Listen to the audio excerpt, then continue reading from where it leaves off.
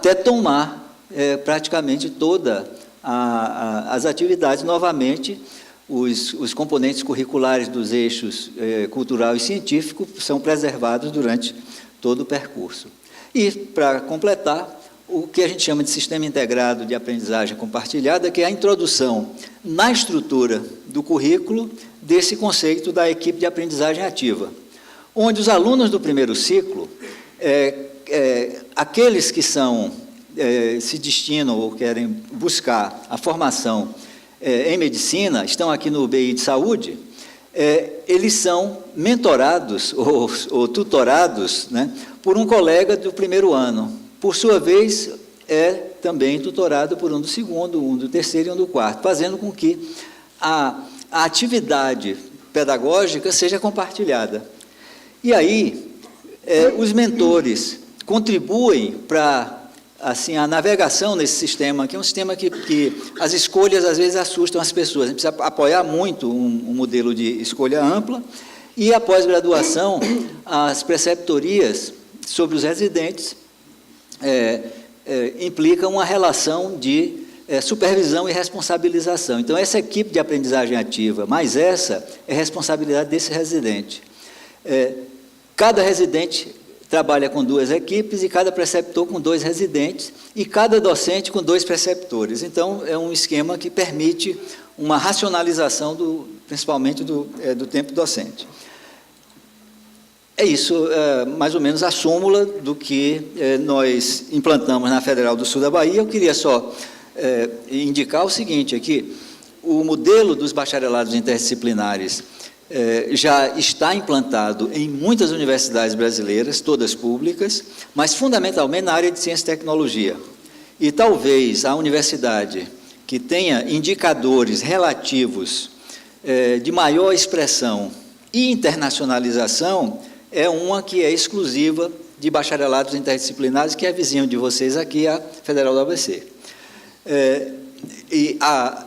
Essa questão é importante porque muitas universidades no Brasil estão num processo de internacionalização bastante acelerado.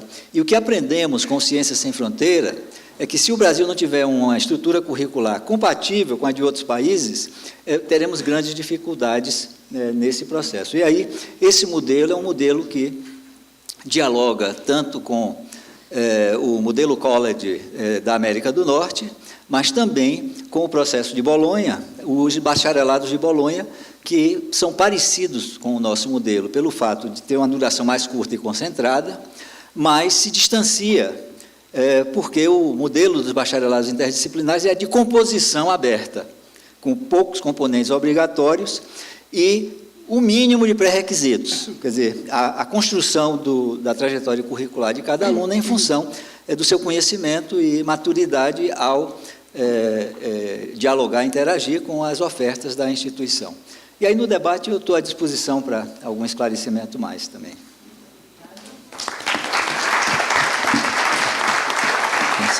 Nossa, professor, gostaria de agradecer e parabenizar a apresentação do senhor. A gente vai discutir, mas o que eu queria dizer, como coordenador do curso de medicina, que eu fiquei extremamente emocionado com esse programa. Assim, acho que é o programa dos sonhos, assim, um programa bem difícil, mas dos sonhos. Muito parabéns. E agora eu tenho uma honra e um prazer de apresentar o professor Renato Lopes, pessoa que eu tenho um carinho muito especial, porque quando eu cheguei na escola, aos 16 anos, o Renato era residente da primeira geração quando eu cheguei na escola. Então, eu vivi momentos muito felizes com o Renato como residente, e depois vivi momentos extremamente felizes quando o Renato se tornou coordenador da enfermaria de clínica. Então, eu acho que a gente foi responsável, né, Renato, por tantos residentes que a gente formou. Era um momento extremamente rico, a gente formando residentes na emergência e na clínica. Então, acho que foram momentos muito vividos, e para mim é uma honra ver toda a sua trajetória. Hoje, professor da DUC, também um ícone, na verdade, da medicina brasileira, que nos orgulha muito, que fez parte dessa escola. Então, assim, é um prazer, na verdade, ter você aqui.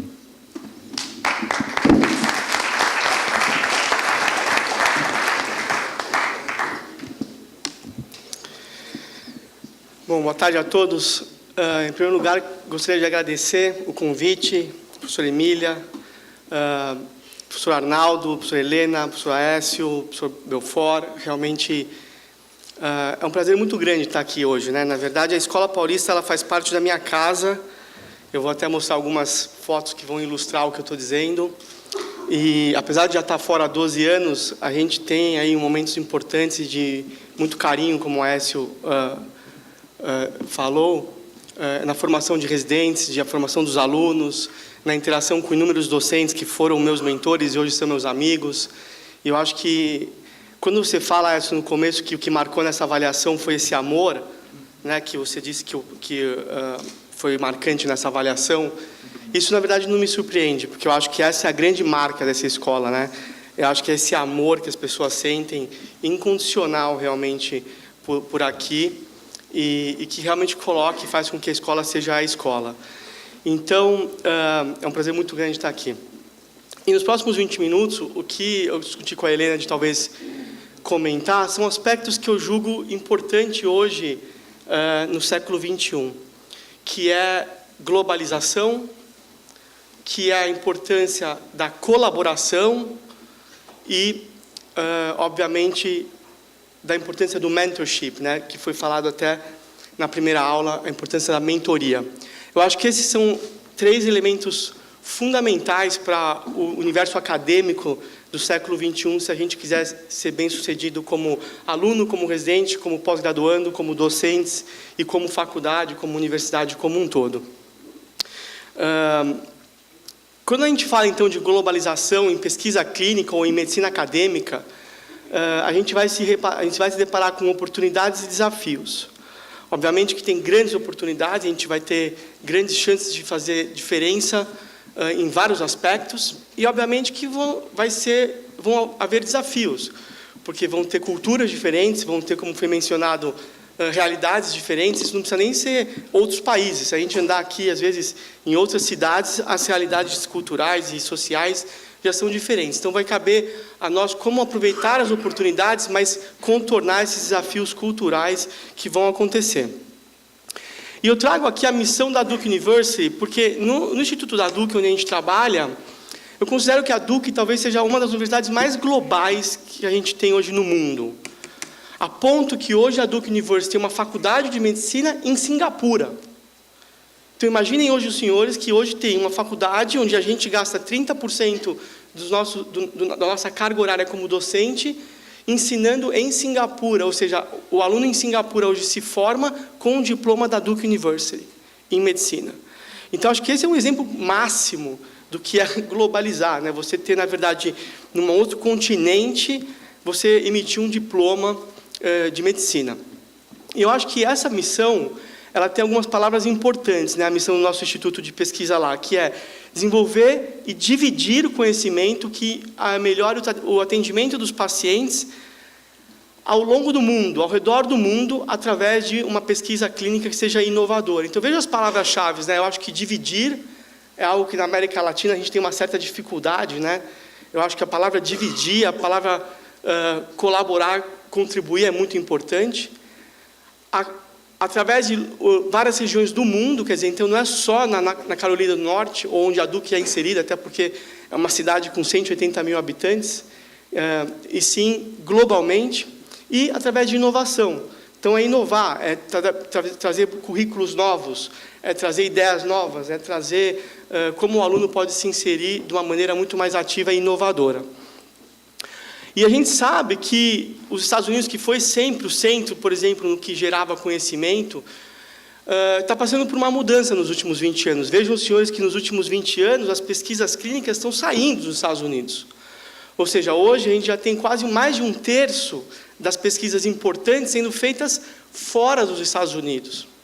Sendo feita em lugares como a América Latina, como a Ásia, como o leste europeu, e as indústrias farmacêuticas investindo nessas regiões, porque está cada vez mais difícil fazer pesquisa nos Estados Unidos, está cada vez mais difícil avançar a medicina. A medicina nos Estados Unidos é muito cara.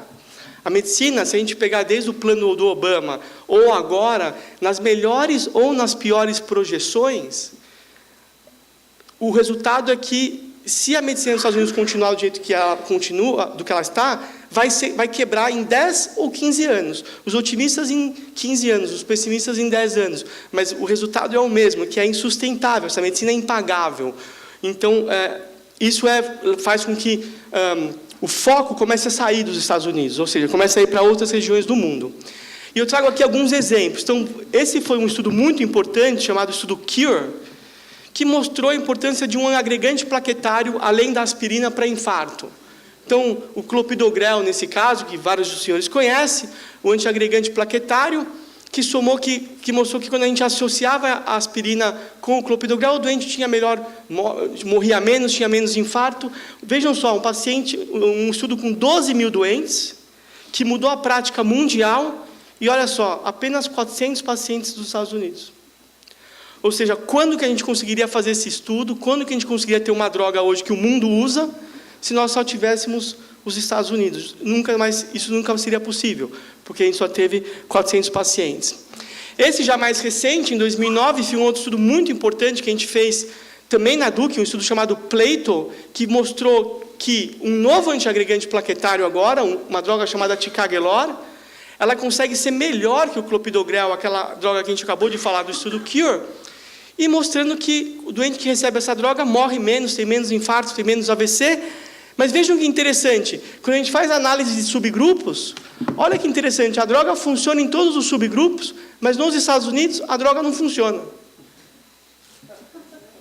Então vejam, o estudo é pago basicamente pela AstraZeneca dos Estados Unidos, a droga funciona no mundo inteiro, e nos Estados Unidos a droga não funciona.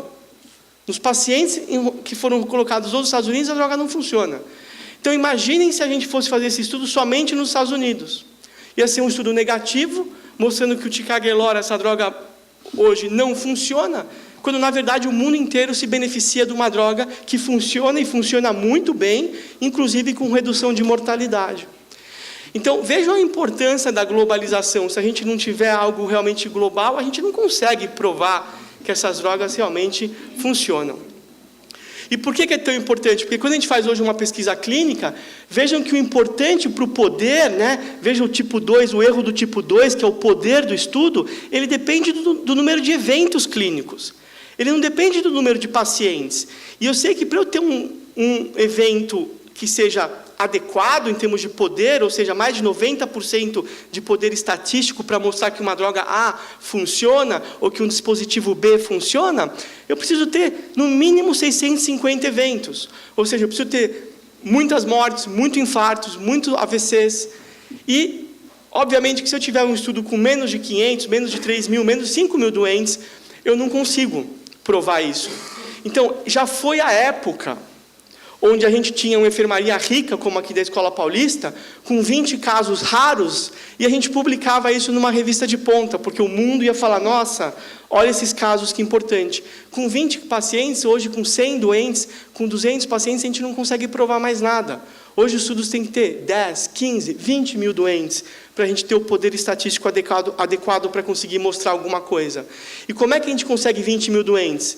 Não adianta ser a maior escola, ou a melhor escola, ou o melhor instituto. Não tem gente suficiente.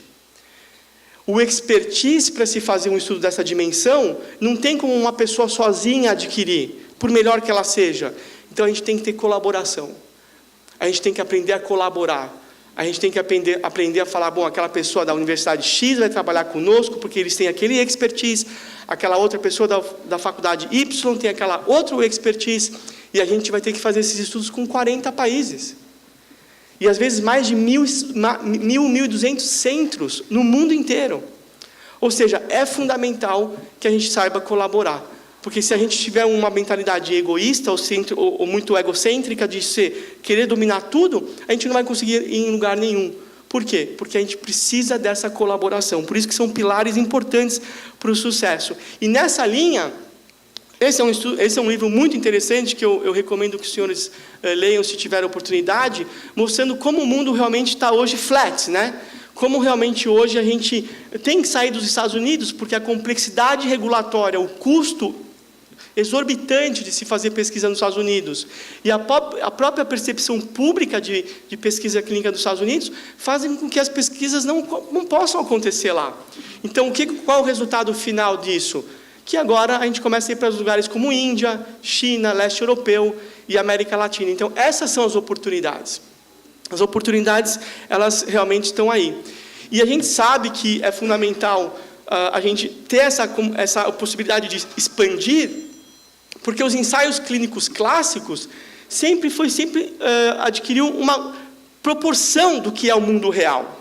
Né? A gente sabe que os pacientes que estão em estudos clínicos, tradicionalmente, vinham dos Estados Unidos e Europa, o que pode não ser a mesma população, a gente sabe que não é o mesmo background genético do que, por exemplo, pacientes da América Latina, ou da Ásia, ou do leste europeu. Então, é fundamental que a gente tenha essa visão da importância da globalização. E talvez, para contornar esse desafio de divergências culturais, o Jeff Drazen, que é o editor hoje do New England Journal of Medicine, ele propõe isso, que talvez a gente precise de uma linguagem universal, regulatória, onde o mundo inteiro possa usar, e com essa linguagem a gente possa tentar contornar essas barreiras individuais. Não é incomum a gente pegar protocolos de pesquisa dos Estados Unidos que são traduzidos de maneira não adequada, e aí quando vai para a CONEP vai e nega o estudo no Brasil.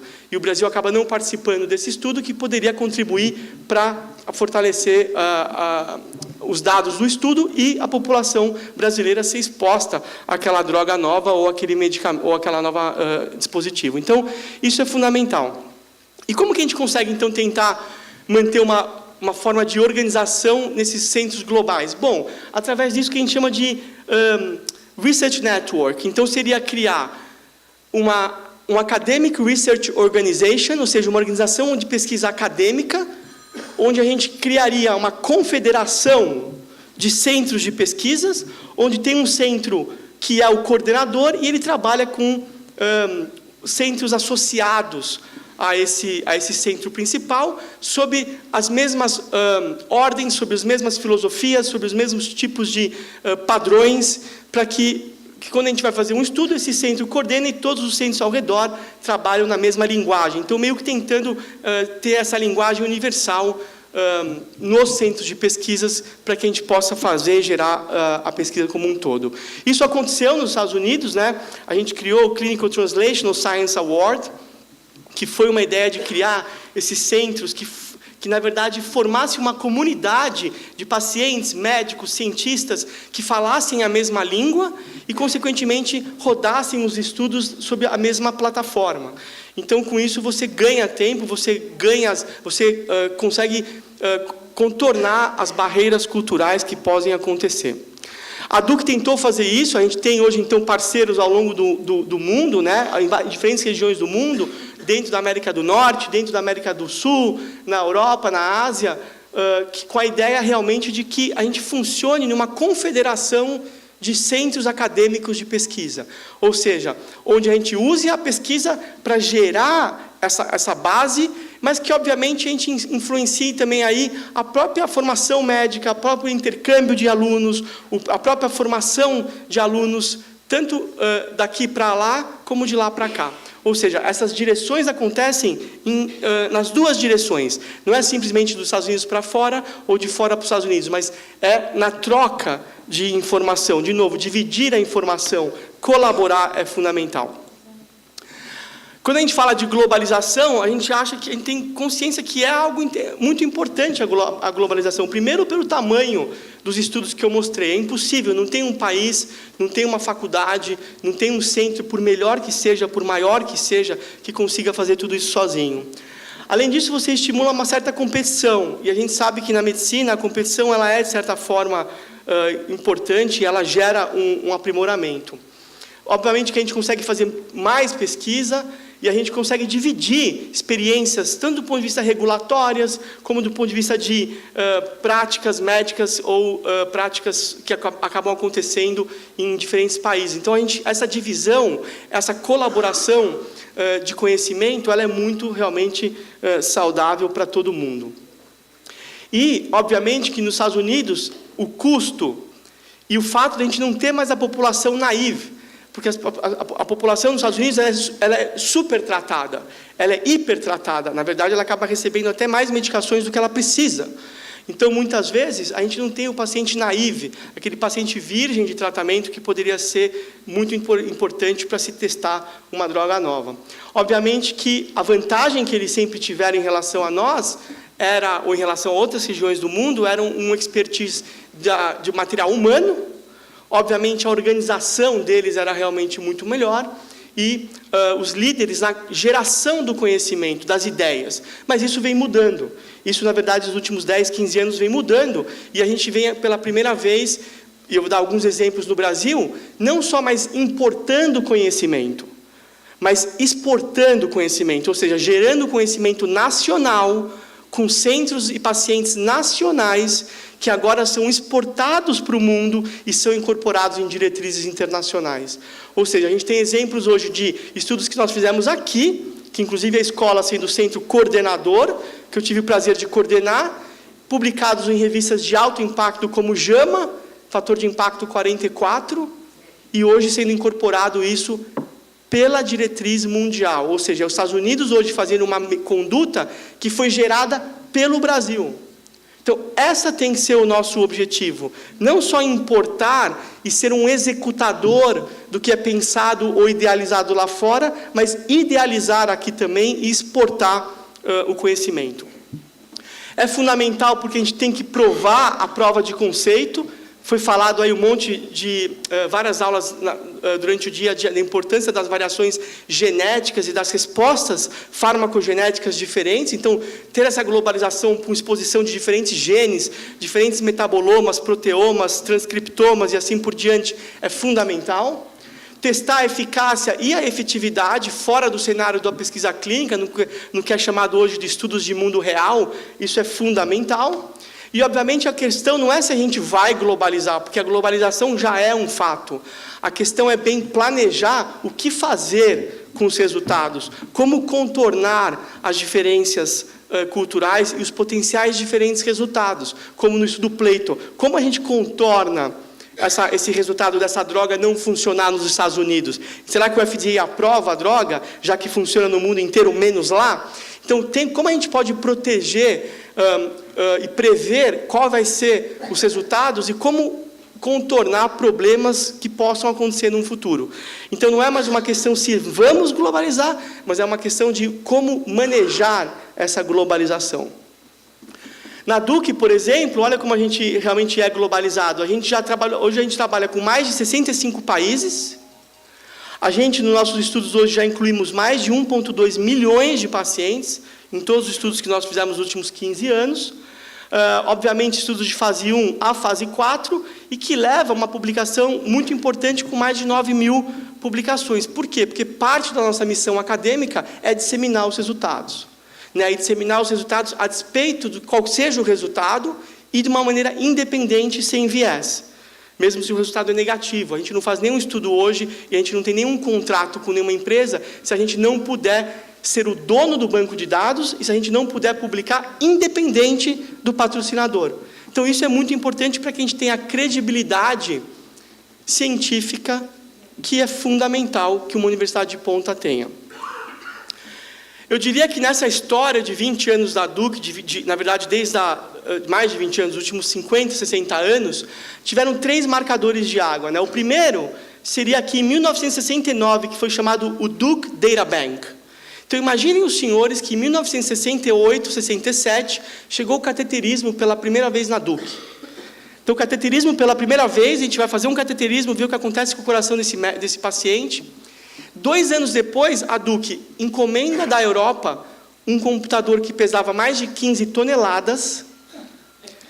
E o computador, a ideia era de uma pessoa chamada Robert Rossetti, que falou: a gente está colocando esse catéter no coração de uma pessoa para ver o que acontece, a gente tem que saber o que acontece com esse paciente daqui a 10 anos. E esse cara, em 1969, falou: todos os doentes que receberam um cateterismo aqui dentro vão ser seguidos para o resto da vida.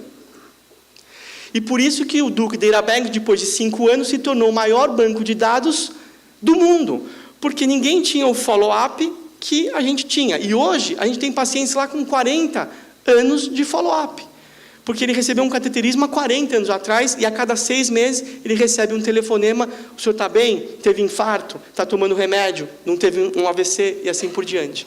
Então esse foi um marcador de águas. Só que, de novo, o mundo caminhou, e aí não adiantava mais a Duke ver 1.000 doentes por ano, ou 5.000 doentes por ano, porque não era mais suficiente. E aí veio o grande marcador de águas, esse estudo com 40.000 doentes. O estudo chamado GUSTO-1, que mostrou que a streptokinase, e que você ter um trombolítico, você abrir a coronária do doente com infarto através de um trombolítico, isso muda a mortalidade. E isso foi um estudo com 40.000 doentes, vários países, e que mudou a dinâmica da pesquisa no mundo em termos de tratamento de infarto.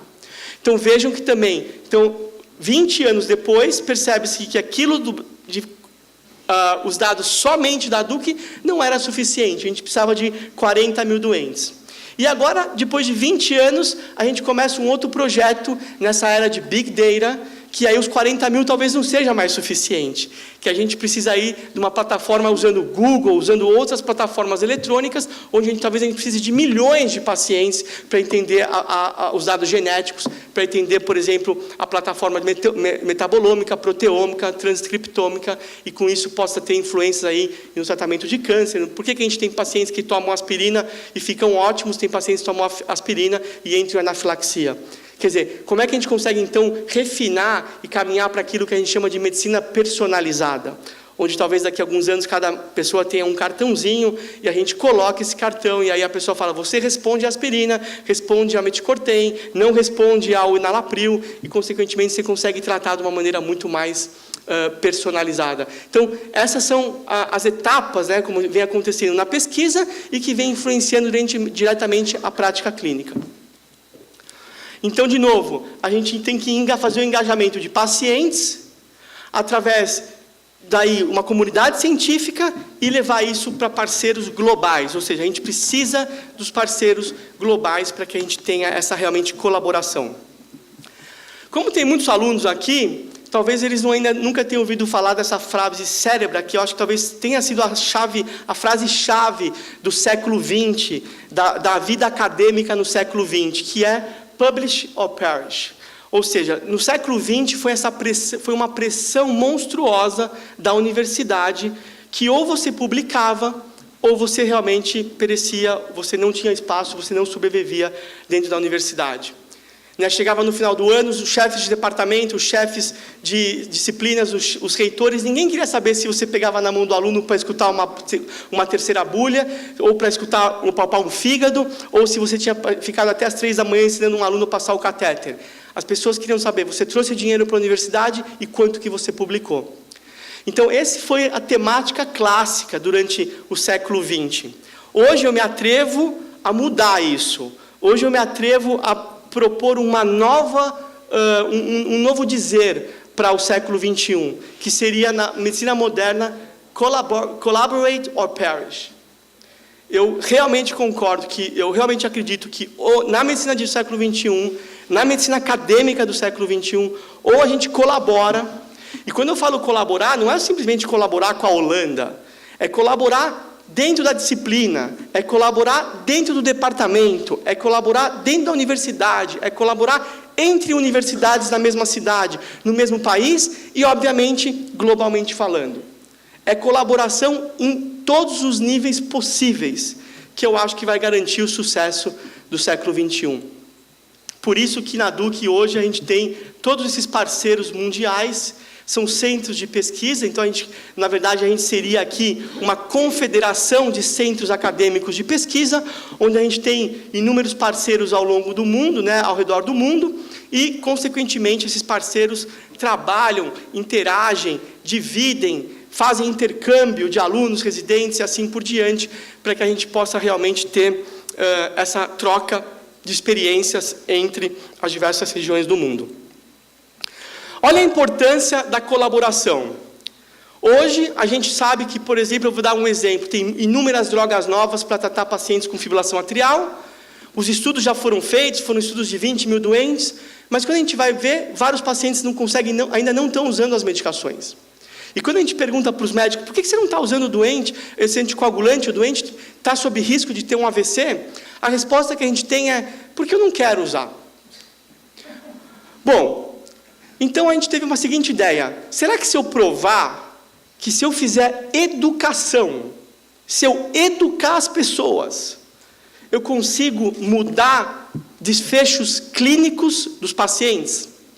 Bom, é uma ideia legal, mas não dá para eu fazer dentro da enfermaria da Escola Paulista, porque eu vou conseguir talvez 100 doentes e não vou conseguir provar nada com isso.